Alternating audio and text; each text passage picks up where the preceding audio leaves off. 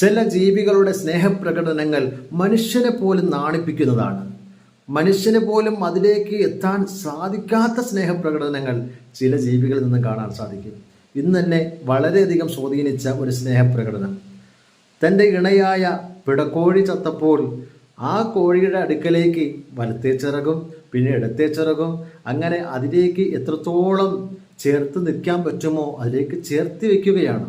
ആ സ്നേഹപ്രകടനം മനുഷ്യന് മാത്രമല്ല കേട്ടോ, മറ്റു ജീവജാലങ്ങൾക്കും സ്നേഹമുണ്ട് എന്ന് തെളിയിക്കുകയാണ്. അതിനെ മറമാടുന്ന സന്ദർഭത്തിൽ യജമാനൻ്റെ അടുക്കലേക്ക് ചെന്ന് മണ്ണ് വാരിയിടല്ലേ എന്ന രീതിയിൽ ആ മണ്ണ് വാരിയിടുന്ന ആ സാമഗ്രിയിലേക്ക് കൈവച്ചിട്ട് അരുതേ ഇതെൻ്റെ പ്രിയതമയാണ് എന്ന് പറയുന്ന രീതിയിൽ ആ പിടക്കോഴി കാണിക്കുകയാണ്. മറമാടി എല്ലാവരും പോയി, ആരുമില്ല. അതിൻ്റെ ആ പിടക്കോഴിയുടെ മറമാടിയതിൻ്റെ മുകളിലേക്ക് കയറി അവിടെ ഇരിക്കുകയാണ്. ആ പിടക്കോഴി തിരിച്ചു വരുമെന്നുള്ള പ്രതീക്ഷയിൽ. ഇതുപോലെ സ്നേഹം മരിക്കാതിരിക്കട്ടെ.